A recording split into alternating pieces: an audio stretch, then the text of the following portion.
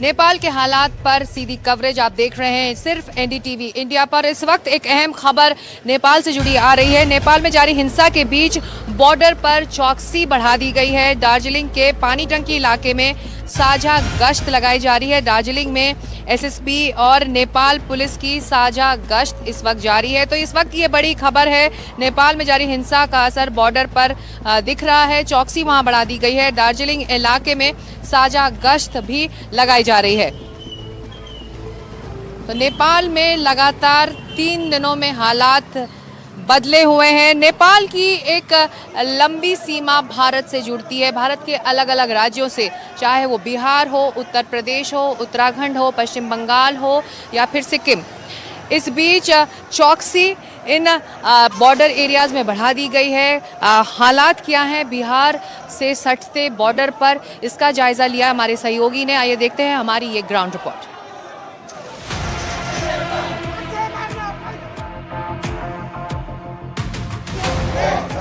नेपाल में जो हो रहा है उस पर पूरी दुनिया की नजर है। भारत भी अलर्ट पर है क्योंकि दक्षिण नेपाल की लंबी सीमा भारत से जुड़ती है। दोनों देशों के नागरिकों के आपसी संबंध हैं, आना जाना है। ये तस्वीरें नेपाल में भारतीय एम्बेसी की हैं, जहां सेना की तैनाती है। नेपाल में क्रांति, भारत में अलर्ट। भारत नेपाल सीमा पुलिस ने बढ़ाई चौकसी। बिहार के रक्सौल के पास ये भारत नेपाल सीमा का नो मैंस लैंड है। एक ही जगह में एसएसबी और नेपाली पुलिस मौजूद है। लोगों की चेकिंग की जा रही है, एहतियातन सीमा पार करने से रोका जा रहा है। हम भारत नेपाल सीमा पर मौजूद हैं। मैं जहां खड़ा हूं ये नो मैंस लैंड है। पहले मैं आपको ये दिखाऊं, ये इंटरनेशनल पिलर है। इधर देखिए, इस पे आपको भारत लिखा हुआ है और इसके अगर इस तरफ आप आएंगे तो ये आपको नेपाल लिखा हुआ दिखेगा। ये इंटरनेशनल पिलर है, यही डिमार्केट करता है कि भारत और नेपाल क्या है। इसके इस तरफ में भारत है और उसकी दूसरी तरफ नेपाल है। इधर देखिए आपको एसएसबी के जवान दिख रहे हैं। ये जो चेक पोस्ट बना हुआ है ये सशस्त्र सीमा बल का चेक पोस्ट है। और आप वहाँ देखिए वो सशस्त्र सीमा बल के जो जवान हैं वो इंटरनेशनल बॉर्डर पे पेट्रोलिंग कर रहे हैं। और आपको अगर उधर मैं दिखाऊं तो ये नेपाल पुलिस है। ये नेपाल पुलिस खड़ी है। दोनों साइड से जो है, दोनों तरफ से लोगों को रोक दिया गया है, नहीं आने दिया जा रहा है क्योंकि नेपाल की जो स्थिति है अभी वो काफ़ी ख़राब है। और बहुत सारे लोग हैं जो रोज़ के काम के लिए, रोज़मर्रा के काम के लिए बॉर्डर क्रॉस करते हैं और अमूमन आते हैं। उनके परिवार भी जो हैं वो दोनों तरफ रहते हैं। लेकिन अभी क्योंकि स्थिति वहाँ की काफ़ी विस्फोटक है, इसके चलते उन्हें आने से रोक दिया गया है। तो अभी उन्हें इधर नहीं आने दिया जा रहा है। यहाँ कुछ ऐसे गांव हैं जो कि आधे भारत में पड़ते हैं, आधे नेपाल में। किसी के घर का आधा हिस्सा भारत में है तो आधा नेपाल में। यहाँ एक और बात है कि जो हिस्सा नेपाल में है वहाँ शराब की दुकानें खुलती हैं, लेकिन जो हिस्सा भारत में है वो बिहार राज्य में आता है और शराबबंदी के चलते यहाँ कोई शराब की दुकान नहीं दिखेगी। सिवान टोला गांव है इंडो नेपाल बॉर्डर पे। इधर आप भारत देख रहे हैं और ये देखिए, ये जितनी दुकानें आप देख रहे हैं ये भारत है। लेकिन इसी के साथ अब जैसे ही यहाँ से आप ये सामने की जो दुकान देख रहे हैं वो दुकान सारी नेपाल की हैं। तो गांव एक ही है, लोग एक ही हैं, इनके घर एक हैं। आधा घर जो है वो इंडिया में है और आधा घर नेपाल में है। यानी कि ये पूरा का पूरा गांव जो है वो भारत और नेपाल के बीच में। और उसका दूसरा पहलू आपको बताता हूँ। आपको पता होगा कि बिहार में शराबबंदी है और ड्राई स्टेट है बिहार। लेकिन ये देखिए सामने शराब की दुकान, क्योंकि ये नेपाल में है इसलिए यहाँ पे शराब बिक सकता है। और ये जो सामने आप दुकान देख रहे हैं ये ठीक सामने है, लगभग 20 मीटर पर जो ये दुकान देख रहे हैं, जो ये बाइक जा रही है, ये इंडिया में है इसलिए यहाँ शराब नहीं मिल सकता। नेपाल के हालात से यहाँ के लोग भी चिंतित हैं। दोनों ही देशों का कानून इस गांव में चलता है। अंतर्राष्ट्रीय सीमा इस गांव को 20 से 2 हिस्सों में बांट देती है। और आपका घर कहाँ है इसमें? हमारा घर बगल में है, मतलब आप नेपाल में हैं? नेपाल के। और आपके बाकी भाई चाचा वो इंडिया में रहते हैं? सब हाँ, एकदम बहुत सारा आदमी है जिनका जगह इंडिया में भी है, जमीन बहुत इंडिया का आदमी का। मैं देख रहा हूँ कि कुछ लोगों का जो है वो मतलब घर इंडिया में है, दलान नेपाल में। हाँ, एक भाई, 2 भाई जो है, एक इंडिया में रहता है, एक नेपाल में रहता है। यहाँ पर तो यहाँ मैं जब खड़ा हूँ यहाँ पर नेपाल का कानून लागू होता है? नहीं, यहाँ पर नेपाल का कानून लागू और वहाँ अगर भारत के कानून लागू, इस जगह बस 20 मीटर पे, बस ये बॉर्डर सीमा जो स्तंभ देख रहे हैं, सीमा के उस पार कोई दिक्कत नहीं है। इधर भी सिवान टोला है, सब भाईचारा चलता है। हाँ। तो एक ही टोला है ना ये? तो हाँ, यहाँ एक ही टोला है। ये तस्वीरें देखिए, सीमा पर करीब 3000 ट्रक फंसे हुए हैं। इन ट्रकों में पेट्रोलियम प्रोडक्ट्स, खाने पीने के सामान और दूसरे जरूरी सामान हैं। यहाँ लॉकडाउन की तरह के हालात हैं। हम भारत नेपाल सीमा पे इंटीग्रेटेड चेक पोस्ट पे हैं। ये वो रास्ता है जहाँ से पूरा माल जो है भारत से नेपाल जाता है। जब से नेपाल में हंगामा हुआ है, यहाँ से आवागमन जो है गाड़ियों का पूरा ठप पड़ा हुआ है और हजारों की संख्या में गाड़ियां जो हैं कतार में खड़ी हैं। पिछले 24 घंटे से कतार में खड़ी हैं। जो लॉकडाउन की जो सिचुएशन बनी हुई है नेपाल में, जो बॉर्डर्स को क्लोज कर दिया गया वहाँ हंगामा के चलते, अगर ये कंटिन्यू किया तो बहुत जल्दी ही जो ज़रूरी सामान है उसकी किल्लत नेपाल में होगी और उसके दाम बढ़ जाएंगे। क्योंकि जो ज़रूरी सामान है, चाहे वो तेल की या बात करें या बाकी जो रोज़मर्रा की चीज़ें हैं जो कि नेपाल में जिसका उत्पादन नहीं होता, वो इंडिया के हल्दिया पोर्ट पे उतरता है और वहाँ से इसी रास्ते, यही रूट है। ये इंटीग्रेटेड चेक पोस्ट अगर मैं आपको दिखा सकूं, welcome to the land port Raxaul. कम से कम हजारों गाड़ियाँ होंगी यहाँ, हजारों गाड़ियाँ यहाँ खड़ी हैं। आप लोग कहाँ से हैं, क्या माल लेके आए? हम वापिस से आए हैं, भर के धागा है बीरगंज का। बीरगंज का। हम बॉम्बे से आए हैं एशियन पेंट का माल लेकर नेपाल। ये रक्सौल के पास नेपाल सीमा है। इसे पूरी तरह से सील कर दिया गया है। सीमा के लोग एक जगह से दूसरी जगह काम और पढ़ाई के लिए जाते हैं। हमें एक छात्रा मिली जो कोचिंग के लिए यहाँ नेपाल से आई थी, लेकिन अब वो वापस नहीं जा पा रही है। इसका पूरा परिवार नेपाल में रहता है। मैं यहाँ वनसार पे रहती हूँ। यहाँ गई थी आसम रोड में कोचिंग करने। तुम मतलब रहते नेपाल में हो? हाँ। तो कोचिंग करने सुबह आए थे तो तुमको किसी ने रोका नहीं? नहीं। तो अब क्या हो रहा है? अब बोल रहे कि अभी नहीं, बंद हो गया, थोड़ा देर के बाद जाना है। तो फिर कैसे जाओगे? पापा मम्मी सब कहाँ हैं? सही वहीं पे वनसार पे। पापा मम्मी सब वहाँ हैं? हाँ। अब कहाँ पर, यहाँ पर कहाँ रुकोगे इंडिया में? यहीं पे। तो तुम्हारे साथ और भी बच्चे होंगे वैसे जो आए होंगे? नहीं, मेरे साथ कोई नहीं आता है, मैं अकेले आती हूँ। तुम्हारे उधर से नेपाल से और भी बच्चे आते होंगे यहाँ कोचिंग करने? आता था लोग, लेकिन आज नहीं आया है सब शायद। तुम अकेले चले आई? हाँ, मुझे पता था कि आने भी दे रहा है लोग, जाने भी दे रहा है लोग, इसलिए मैं आई थी। बिहार नेपाल सीमा की लंबाई करीब 725 किलोमीटर है। बिहार राज्य नेपाल के साथ सबसे लंबी सीमा साझा करने वाला राज्य है, इसलिए यहाँ सुरक्षा बहुत ज्यादा बढ़ा दी गई है। भारत नेपाल सीमा से प्रभाकर कुमार, एनडीटीवी इंडिया। बिहार के अलावा उत्तर प्रदेश की एक बड़ी सीमा नेपाल से जुड़ती है। नेपाल से जुड़ती है तराई इलाके की सीमा, उत्तर पूर्व की सीमा और लखीमपुर खीरी जैसे कई और ज़िले नेपाल से ही सटे हुए हैं। उत्तर प्रदेश नेपाल बॉर्डर पर इस वक्त दोनों ओर क्या हालात हैं, इसे भी हमने आज जानने की कोशिश की।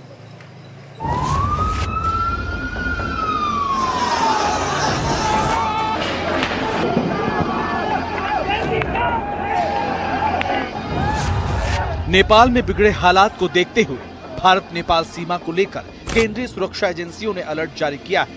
उत्तर प्रदेश की बात करें तो पुलिस को सतर्क रहने के लिए कहा गया है। ऐसा माना जा रहा है कि कुछ असामाजिक तत्व हिंसा फैलाने की कोशिश कर सकते हैं, इसलिए सतर्कता जरूरी है।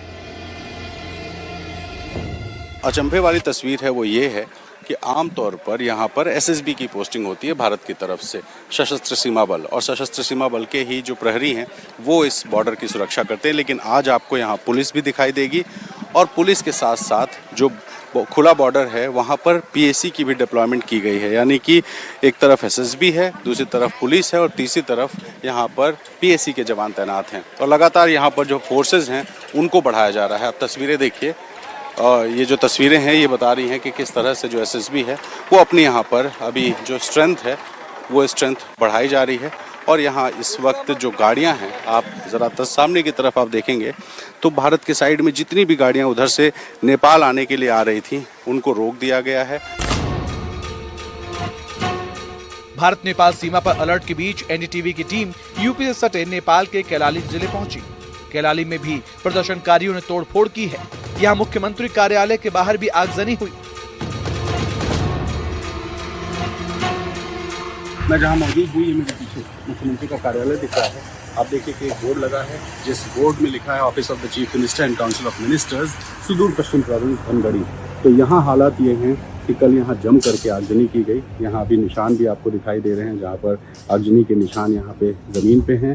तो यहाँ पे गाड़ियाँ जलाई गई थी। अगर इससे थोड़ा सा हम आगे जाएं तो हम आपको दिखाएंगे कि यहाँ पर पत्थरबाजी किस तरीके से की गई कि बहुत सारे यहाँ पत्थर पड़े हुए हैं।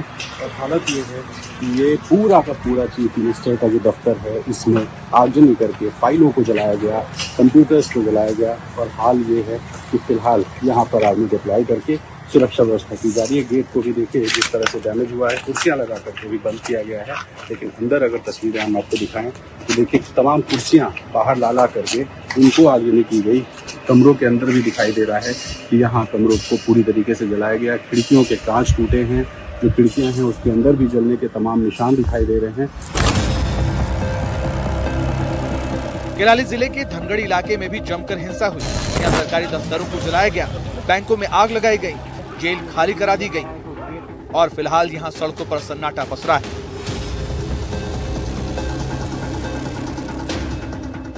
जिस तरह से हिंसा हुई थी उस हिंसा के बाद यहाँ सारी दुकानें इस वक्त बंद हैं, सड़कों पर इक्का दुक्का गाड़ियाँ हैं।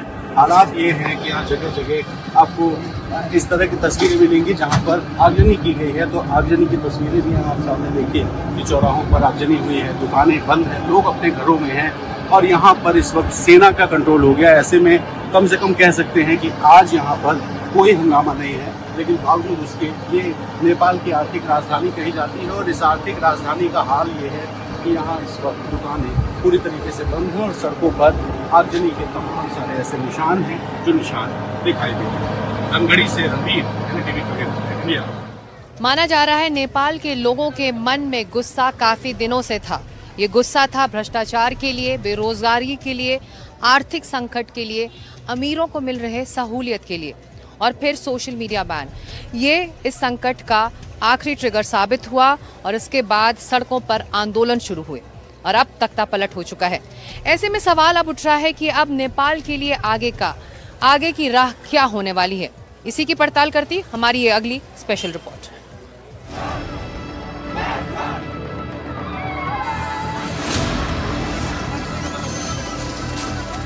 जेन जी की क्रांति,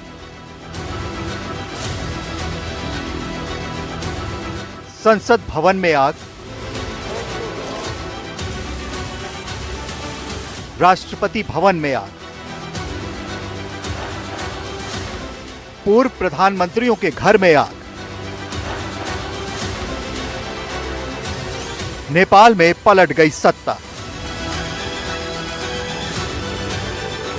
अब नेपाल में आगे क्या होगा? नेपाल में आंदोलन के बाद फिलहाल कई सवाल सबके सामने हैं। यहां सत्ता कैसे चलेगी? किसके हाथ में कमान सौंपी जाएगी? सेना का क्या रोल होगा? जो लोग आंदोलन में शामिल हुए उनका क्या होगा? क्योंकि ये देखा गया है कि नेपाल में जो हुआ उसके पीछे कोई राजनीतिक दल नहीं, कोई नेता नहीं। ये युवाओं और नेपाली लोगों का भ्रष्ट तंत्र के खिलाफ गुस्सा था जो सामने आया है। अब कई सवाल भी हैं। क्या सेना संभालेगी कमान? सेना काठमांडू समेत दूसरे इलाकों में सड़कों पर उतर चुकी है। लोगों को समझाया जा रहा है कि शांति बनाए रखें। बातचीत का भी मैदान तैयार किया जा रहा है। ऐसा हो सकता है कि सेना राष्ट्रपति का साथ दे। क्या नेपाल में जल्दी चुनाव होंगे? आंदोलनकारियों ने संसद तक में आग लगा दी। ये दर्शाता है कि वो इस सरकार और हर तंत्र से नाराज थे। हालात ऐसे नहीं दिखते कि नए चुनाव फौरन हो जाएं, क्योंकि आर्थिक दबाव बहुत ज्यादा हो जाएगा। पुराने नेताओं का क्या होगा? जिस तरह से पीएम और पूर्व पीएम, सरकार के मंत्रियों और नेताओं के घरों को जलाया गया, उन्हें पीटा गया, इससे यह तो साफ है कि उनकी वापसी नहीं होने वाली। उन्हें नेपाल की जनता ने पूरी तरह नकार दिया है। यह भी देखा गया कि केपी शर्मा ओली समेत दूसरे मंत्री हेलीकॉप्टर के जरिए बाहर निकाले गए। माना जा रहा है कि ये किसी दूसरे देश जा सकते हैं।